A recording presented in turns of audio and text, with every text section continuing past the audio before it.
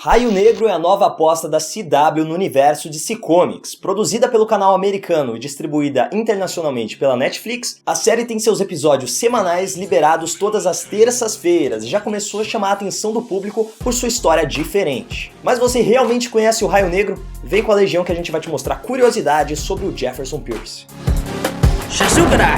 Eu acho que a série do Raio Negro tá chamando a atenção principalmente por se tratar de uma história de um herói já estabelecido. Então, diferente das outras séries da CW, até mesmo as outras séries de super-herói que existem por aí, a gente não vê um herói descobrindo seus superpoderes e um dilema sobre, nossa, será que eu vou usar os meus poderes aqui pra salvar as pessoas? Eu vou usar pro bem pessoal? O que eu vou fazer com isso? Ele já é um cara que já tá estabelecido há muito tempo como Raio Negro. Certamente tem uma jornada ali em que ele vai entrar em um dilema de como ele vai usar esses poderes, do porquê ele vai voltar a usar os poderes, mas é bem interessante a gente já ver um herói mais velho, um herói já estabelecido, já consagrado como um super-herói. Então agora nós vamos contar 10 curiosidades para vocês que não estão diretamente ligadas à série. Na verdade são curiosidades dos quadrinhos, mas que em algum momento elas podem sim ser adaptadas para a série ou ser contadas de alguma maneira. E para começar, nada melhor do que falar da história do Raio Negro. Ele foi o primeiro herói negro da DC Comics a ter sua própria revista solo, mas a história quase foi bem diferente.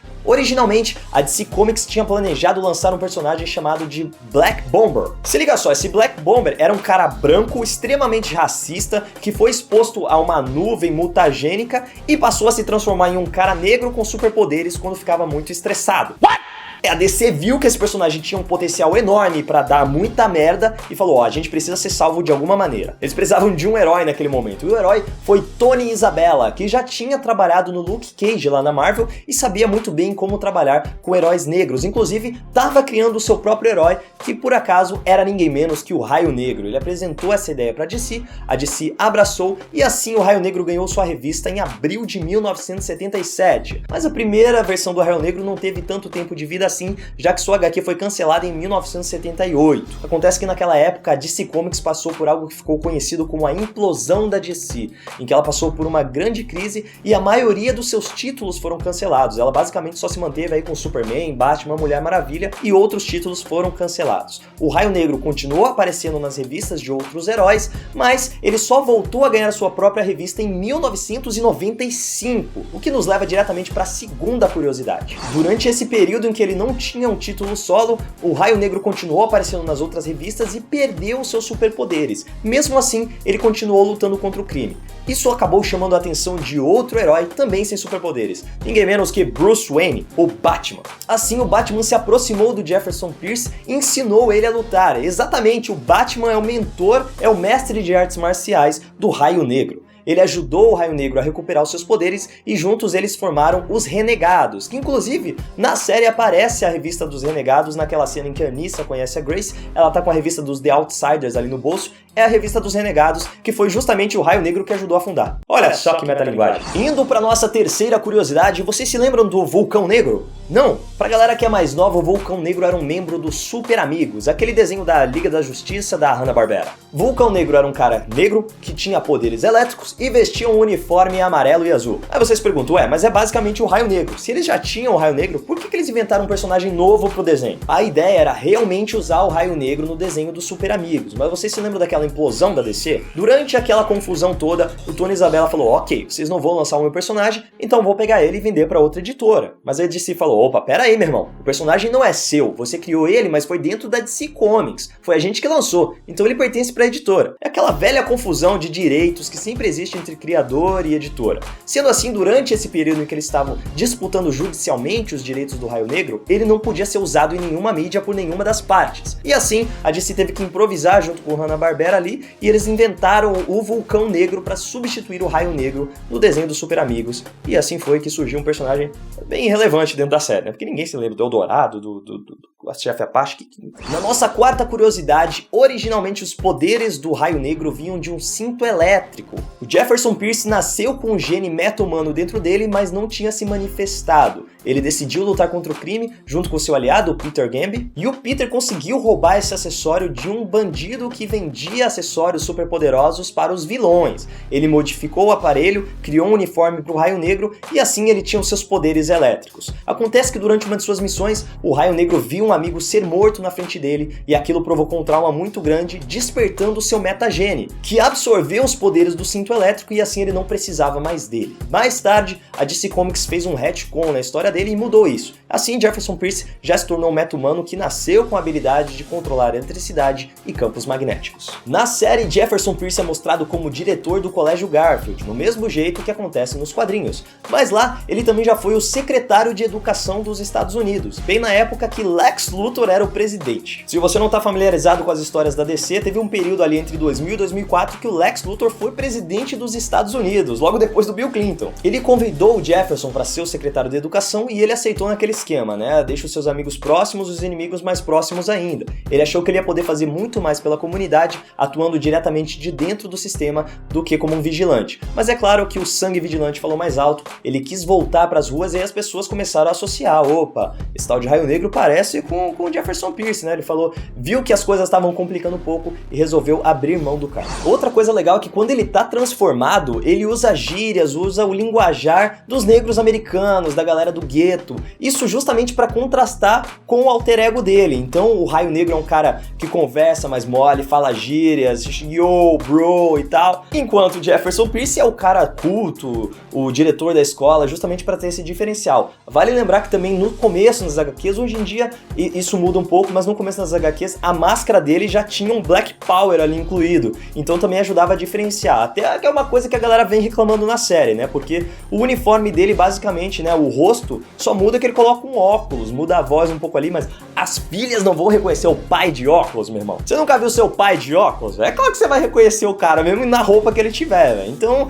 é um pouco questionável isso, mas vamos abrir mão aí, né, a suspensão de descrença pra gente poder acreditar que o Raio Negro consegue manter a sua identidade secreta na série também. A Anissa e a Jennifer, as filhas do Raio Negro, também têm superpoderes e são super-heroínas nos quadrinhos. A gente já viu isso começar a se manifestar na série, no trailer mostra que as duas vão ter ali alguma manifestação, mas nos quadrinhos elas também se estabelecem como heroínas. A Anissa vira a Tormenta, que é uma heroína capaz de alterar a sua densidade corporal, deixando a sua pele mais dura que o aço, ficando muito mais pesada e gerando abalos sísmicos com pisões e pulos, do mesmo jeito que a gente viu acontecendo na série. Já a Jenny é dos mesmos poderes elétricos do seu pai e se torna a heroína Rajada. A Anissa também se une aos Renegados, enquanto a Jenny se une à Sociedade da Justiça. Nos quadrinhos, a Grace Choi também possui superpoderes, mas ela não é bem uma meta-humana. Na verdade, ela é uma amazona pertencente à tribo Bana, que foi banida da ilha de Themyscira, mas não é por isso que elas levam esse nome não. Na verdade, a história é bem confusa, bem complicada. Vamos lá, vamos tentar esclarecer isso aqui um pouco melhor. Quando as amazonas foram para Themyscira e começaram a prosperar, o Hércules ficou com inveja do poder delas,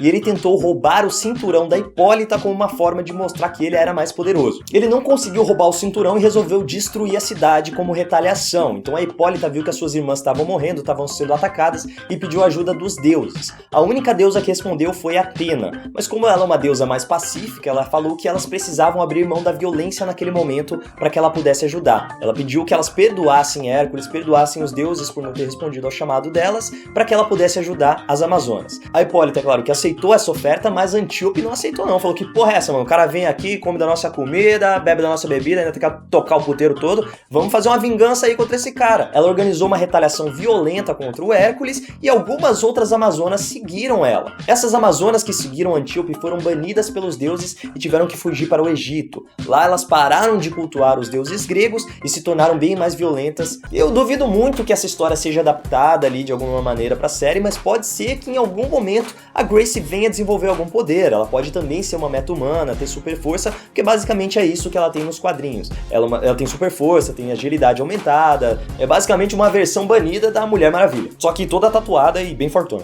diferente do que é na série. Na nossa oitava curiosidade, muita gente acha que o Raio Negro é o pai do Super Choque. Isso não é nem na nossa realidade não, é nos quadrinhos mesmo. Os personagens vivem sendo confundidos e todo mundo acha que eles estão relacionados de alguma maneira. Na verdade, o Super Choque é um grande admirador do Raio Negro. Ele inclusive se inspirou nele para criar a sua persona, o seu alter ego como herói e a sua postura como combatente do crime. Em Justiça Jovem é mostrado que eles lutam lá lado a lado, e depois dessa batalha, o Raio Negro se oferece para ser o mentor do Virgil. Ele vê que é um garoto jovem ainda que tá aprendendo como se tornar um vigilante, e ele se oferece para ser o mentor para mostrar como ele pode combater o crime de uma maneira mais eficiente.